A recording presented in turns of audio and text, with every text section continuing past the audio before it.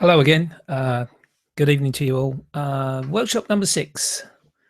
This time I'm going to be talking about composition. The best way to improve your photography is by improving your composition of an image. It's not to go out and buy a new camera or a new lens or anything of that nature. It's composition, and that is the way that your photographs will get recognized and noticed. And who knows, you may get lucky where someone will, in actual fact, purchase that image from you. And it's all about composition. So I think the first thing we'll do straight away is we're going to go to our Flickr group, first of all, because there's some great images which have been posted, and I think they're worthy of some comment. And please, it is comment on the images, and I hope that the comments that I make about them will be helpful to the photographers that have made the effort to put the images up on screen. So let's go to that first of all, because that leads into composition, in actual fact, what I want to talk to you about today. So I'm just going to do a quick screen share and go to our workshop, live and uncut workshop in the Flickr group. And anyone listening to these workshops can join the group and post your images. And as I've said before, I may make a point to make some comment about the images from time to time. Some of them are fantastic images we got being posted up here, and I think there's just a couple that maybe need some comment on. And one of the photographers, Peter Beckett, I've been talking to quite a lot recently, has requested that I, in actual fact, make some comment about his images, which is nice. So thanks very much indeed for that, Peter. I'll come to a couple of your shots in a second, but let's look at the first one here by John Ilko. I think that's how you pronounce your name, John. A nice study image of the bucket, and I like the title. This is a deep subject. It's great. The only thing which I would suggest on this particular image is the top left-hand corner, which is obviously a roof section of the of the well. I would try and get rid of this somehow, either bring a vignette in, or maybe even just, as they would term, clone it out. Some people would disagree with me. They need something in the top left-hand corner. To me, it's a little bit of a distraction. So I hope you don't mind me making a comment on that. But in saying this, look at this: 338 views, 10 favorites, and 4 comments. And yeah, some guys like it. So what am I to make a further comment? But just that little point, top left-hand corner, I think you could have improved the image by losing that roof section. Go on to the next image. Nice landscape here of Stephen Green. And he's used the composition well here by basically keeping the majority of the composition of the photograph, the majority of the interest in the lower half. Obviously, he used a stop down quite a bit to get that starburst effect of the sun. And he's used some kind of either in post editing to basically darken the sky, bringing the concentration fully onto the cyclist going across this maze of objects. I wouldn't do anything to change this, actually. I think this is a great image. So well done to Stephen. So I'm just going to the next one. This shot is by Peter, and I was talking to Peter about it today. Fantastic. Got a great eye contact by this little boy, or this little person, I should say. I think it's a boy. And I think it shows great depth of field here. You've got the blurred hand in the front. He's pointing at the photographer. Got great eye contact, and then you've got the background. So good use of depth of field here. Great use of aperture control. But there's one thing about it which I have spoken to Peter about, and I think this is an area here where this is obviously a person's forehead behind. There's a couple of ways of getting rid of this. I have suggested to Peter, maybe if you can follow the crop line down here, just to crop down and get rid of that whole of that left-hand side, or maybe select that area and desaturate it, or maybe bring some kind of a vignette in to the left-hand side to just darken it down. It's a little bit of a distraction because it's the same skin tones as the little person here, the little boy. So that's one area which I would have said needs to be looked at. And maybe down on the right-hand side here, you've got a change of the wall color, obviously where the wall is turning. So a couple of points there I hope you don't mind, Peter, but I think there's a couple of points there which you could probably in actual fact crop it really tight on the little boy's head. And it's a great photograph, though, great eye contact. And please, one thing that Peter mentioned, do not worry about cropping top of heads off. It's a very, very clever way that portrait photographers use it. And David Bailey used this abundantly. It was one of his almost his signatures of his portfolio with his portraits. A lot of tops of heads were cropped off, so really don't worry about that. You've got great capture here. Just a couple of points. Try and lose this forehead here and look at this right-hand side. I think you could do something to improve the image that way. Let's gone the wrong way, sorry. And then the one final image here, another one by Peter. I must be honest, I was a little bit confused by this one. And Peter explained to me that it was a brick wall. These are real flies and there's woodland behind. It needs something in this image, but I don't know what. So I'm going to leave it at that. Be a little bit careful, though. Down this line, if I blow it up, it can't really blow it up much more than that. There appears to be something going on with the edge of this wall. I don't know what it is. It looks to me as though it's been over sharpened, but I can't comment from what I'm seeing here. So, yeah, it's an image which needs something else. And I can't put my finger on it.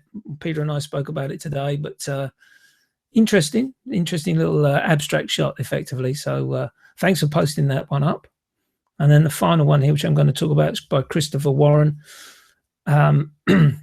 Interesting capture, Christopher. You got basically the mannequins from the window looking over the shoulder of what appears to be a policeman. I like the concept of this. I like the way you've spotted it, and I like the way that the mannequins are doing the work for you, pointing directly to the policeman who's checking his notes. The only thing I would say, I'd like to see a little bit more light on the policeman here, and that's quite easily done in a selective tool on your in your Lightroom. That's the only thing I would say about that image. But thanks again for everyone that's posted the images up on the group, and hopefully yeah, more of you will want to upload some images, and I'll make some comments as we go along. So composition, I'm talking about composition today, and really from a point of view, you'll see from some of those images where basically images have been created where people have concentrated on using the rules of photography, these unwritten rules that we all learn about as we go along. The rules of thirds, we'll talk about that. And there's the odd numbers which always appear in certain photographs, leading lines, negative space, layers as well in your photograph. Peter Beckett's example there of the little boy with the hand, the face, and the background is a classic example of layers.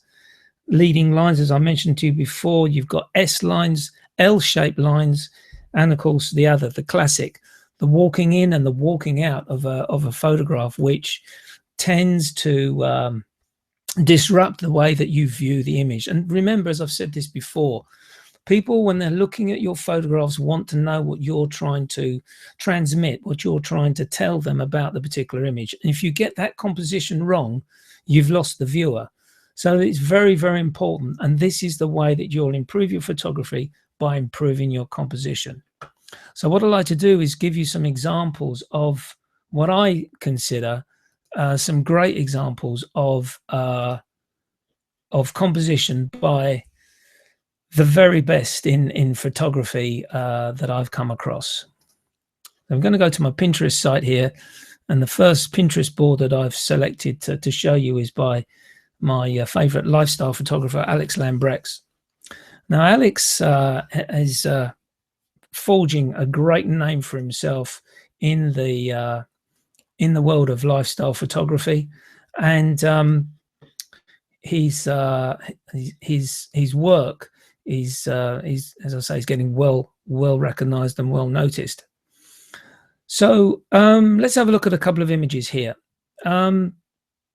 We've got the twins walking down the street here. This one here. I'm just I've got something not quite right with this board here. Actually, let's can I blow that one up now?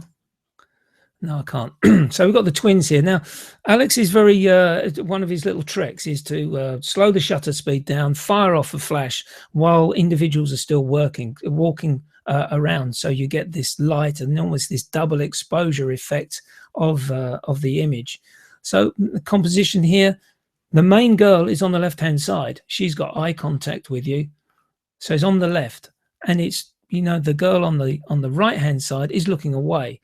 So you're concentrating on the left-hand side. You've basically got the subject matter is not dead center of your image. If it was, not only would you lose the twin, but of course it would start to look boring. Let's look at all the photographs here, which will be shown on this screen here. He's got the gentleman puffing the smoke just slightly left-hand side of the screen of the image.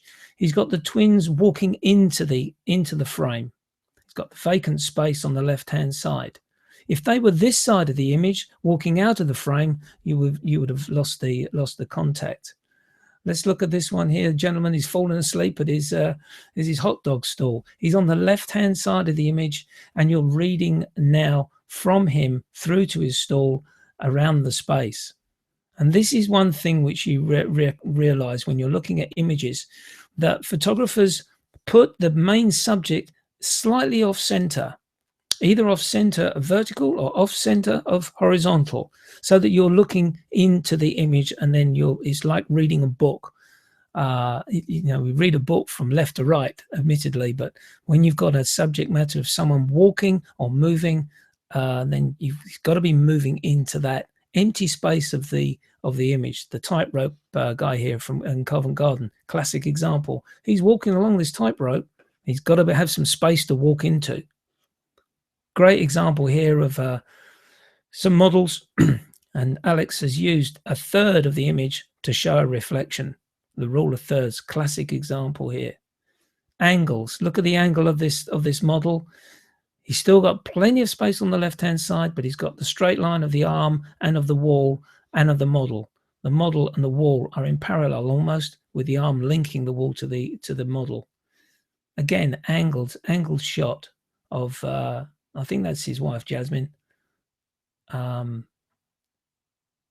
you'll see here again where Alex is, the predominant work that Alex does is for magazines. So he's using that 16:9 effect of the image, so that basically these would go on page spreads rather than a portrait shot like these two here. 16:9 ratio is the point I'm trying to make to you. Classic example here on the right-hand side with the flag and the building from, I think that's in New York. So let's come out of that one and we'll go back to, let's have a look at some real old-fashioned photographers. I call them old-fashioned, but you look at their work, it's absolutely fantastic. This board is made up of Atgay and Brassai, two of my favorite photographers from the the early 1900s. Brassai, well known for his dark images of Paris. Look at the negative space around the outside here. The central column, right in, there's Place de la Concorde, right in the center, but then the interest on the left-hand side of the fountains. He's not showing the fountain, he's showing the Place de la Concorde, the needle, and then the empty dark night sky around the right-hand side. Let's take a look at this image here where he's basically looked to take the couple in the bar here. They're right in the center, yes, but their heads are above the horizontal. And then he's got the reflection of them on the bar wall here in the mirrors. Classic example, the next one, leading line. Look at this leading line, this S-shaped line of the gutter in Paris. Beautiful light, again taken at nighttime. Then you got the lady here talking to two fellas in the bar. She's center, but the interest is either side. And this one here, the sepia shot here, he's taken the photographs. He's got the mannequins up above in the top third, yet he has to show the trousers. Otherwise, if he just cropped it straight off, we wouldn't know what the shot was all about. Brassai did a lot of, this is Atgay. They did a lot of shots of what Paris was like, and Paris was changing, and they wanted to show the the way the shops and shop fronts were changing over this period of time. Great documentary photograph, superb photographs by these guys, and these were taken some while ago, but composition still claims the top draw. Final shot I'm going to talk about here, taken by Atgay, lady sitting outside her house. There's the door. She's off center, left hand side composition. If she was dead center, it would have been a pretty boring image. Let's come out of this one. Henri Cartier-Bresson. One would call him the godfather of street photography.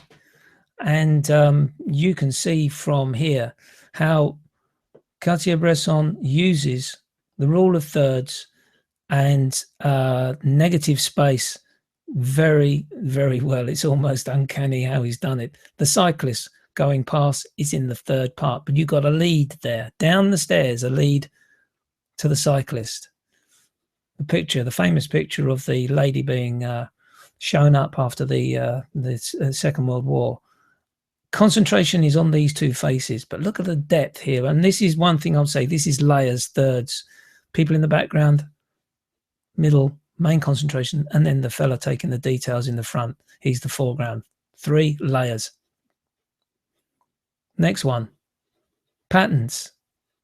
The squares on the walls, the windows, and then almost a replica of that with these people in the front. Classic image here on the right-hand side. This was taken in London, and they were all waiting for, I think it's a coronation, and this fella has fallen off the wall and he's fast asleep. So Cartier-Bresson has got to show that. But look, the people are in the top half of the image. Superb composition of that image. And so if you get a chance to look at these images, do a little search on Henri Cartier-Bresson, and you'll see some fantastic examples of composition for your photographs. I'm going to show you one panel because there's 2 guys at the moment which are really catching my eye with regards to the way they're photographing at the moment. And these 2 are Gagan Sedana and Thomas Lutard. Gagan Sedana takes photographs in London, street photographer.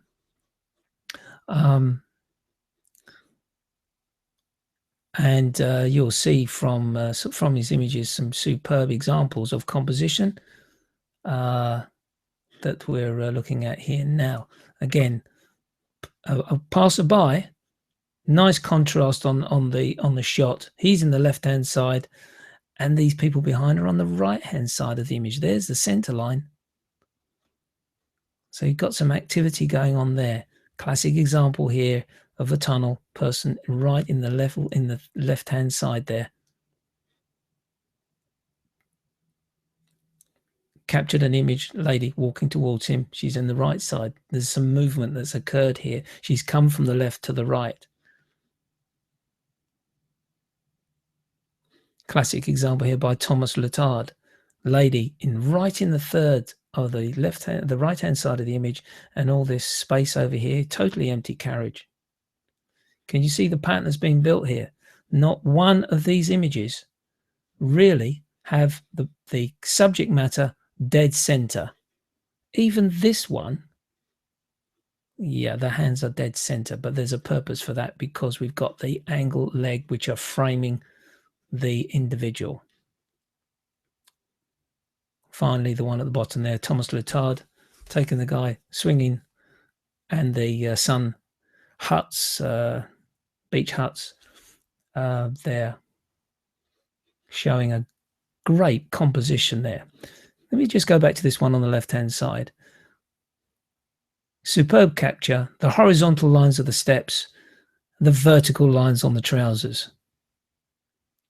In the left-hand side of the image again, rule of thirds coming into play. Classic example of that type of composition.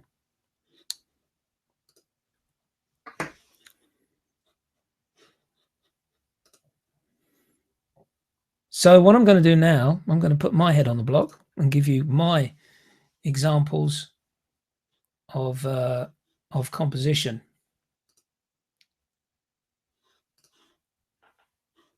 Some of them reason I can't get out of this smaller frame, but anyway, I'll press on. So we've got the skateboarder.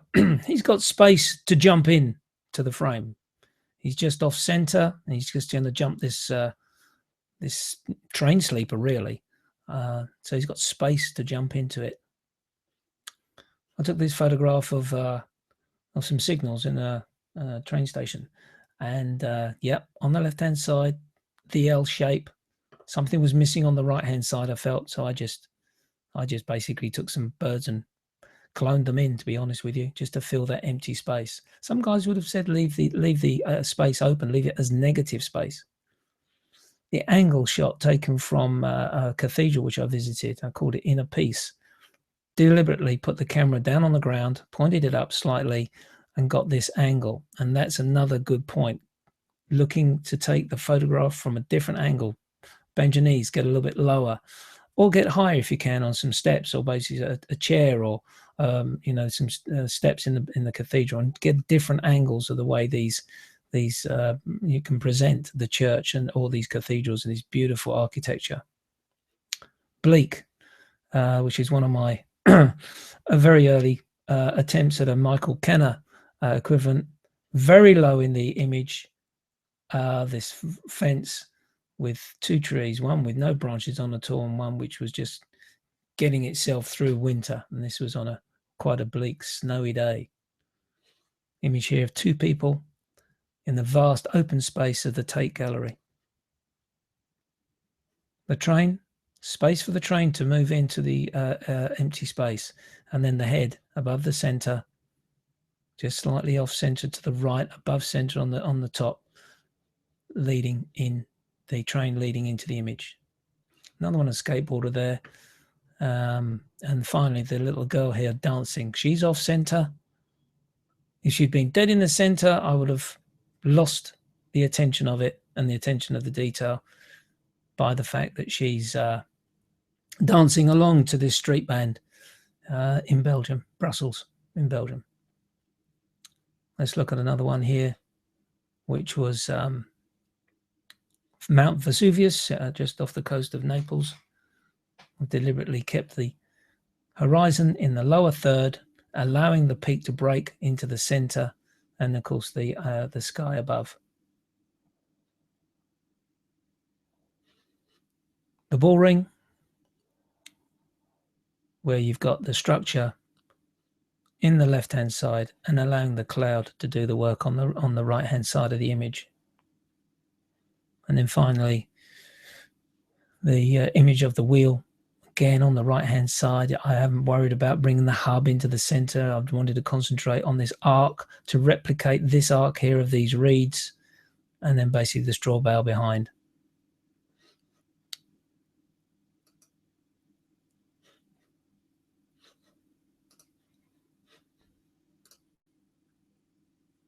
So there we have it with regards to composition. Remember, it is very, very important how you actually compose your image before you actually trip that shutter off. Don't worry about clipping heads, top of heads off. It's a classic example of portrait photography. Thousands of portrait photographers, well known and those unknown, do it all the time. So don't worry about that. Look at angles. You can have your model going from the corner to corner on the angles. Look at the rule of thirds. Make sure you've got your composed image, which is not, yes, they can be dead center from time to time. That doesn't matter if that's how you want it to be viewed.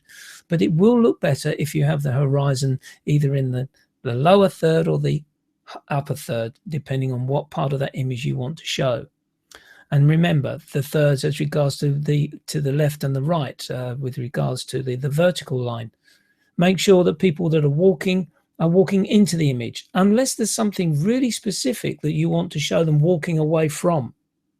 Motorsport action, you will want bikes and cars, and Formula One cars obviously, to be driving into empty space of your image. Look at leading lines. Remember negative space. It's such a big thing to remember in negative space. but basically there's nothing there. But as long as you've got some concentration of the image in part of corner or to the edge of the image, then it's amazing how dynamic the image can look by having all that negative space, be it white or be it black. It doesn't matter. Finally, as I mentioned to you about L-lined, where basically you've got a structure and a side and a base. Looking at creating something like that. And obviously we show with that classic Bresai image of the leading line, the S line of the curb going through. So I hope that's helped you with composition. I don't really want to get into too big a detail about this for you, because it's very important. I find that you guys are learning the basics of photography, and hopefully you're getting out there and starting your little projects and getting some work done. But once you improve your composition of your images, that is when your photography is going to improve. Your photography does not improve by buying a new camera. It doesn't improve with you buying a new lens. It is your knowledge, your eye. As you get more and more practice, more and more with your camera, you're familiar with your, with the menus and the and all the knobs and buttons on the camera, which can help you with making the process of taking the image easier for you. That's why we spoke about aperture, shutter, and manual priorities in your camera. And then basically work on your compositions. It'd be a good idea, in actual fact, for you to go out and take some photographs and deliberately look to break those rules and those composition rules which we just discussed, and then look at them and think, now I can see where I need to improve my photography. So take the photograph of the individual walking out of the shot. Take the photograph with no leading line, and take the photograph of a very busy, centralized image of someone or a building. Then, once you've looked at those images, then go back or go out again, and then concentrate on building your photography and your images, taking into consideration the rules, which basically they're unwritten rules, basically, as regards to how you can improve your photography by creating decent and good composition. Keep moving back because I forgot to get my book for you today. I don't think I've mentioned this one before, because it basically talks us about the images that we were showing earlier on. This one is Bresai, Paris. It is a famous book. It's a famous book. This one is published by Taschen, and you can buy this on Amazon. And the images in this book are nothing short of brilliant. Let me get that spot out of there, of Paris and taken in the evening. And I tell you, you get this book and you concentrate on the way he's composed his images, you will learn a great deal about composition, and also studying the great skill of Bresai and his images of Paris. So I hope that short workshop has helped you out with regards to composition and how to improve your photography using that. And until next time, where there'll be another workshop, and we'll have a think about what we're going to do next. Keep your images posted up on Flickr, and we can talk about those at the next workshop number 7. And we're going to start, I think, in a couple of workshops, we'll start setting some assignments for people to start posting up with something to see if we can discuss more online. And there's been also another request that we start talking about editing. We'll start talking about using Lightroom, and I use Lightroom myself, so we'll start talking about that, how that can improve your images. And so hopefully that'll be helpful as well for you. But hope you've enjoyed the show, or the workshop rather. It's not the show, it's the workshop. And look forward to seeing you in the next workshop number 7. All the best to you. Bye for now.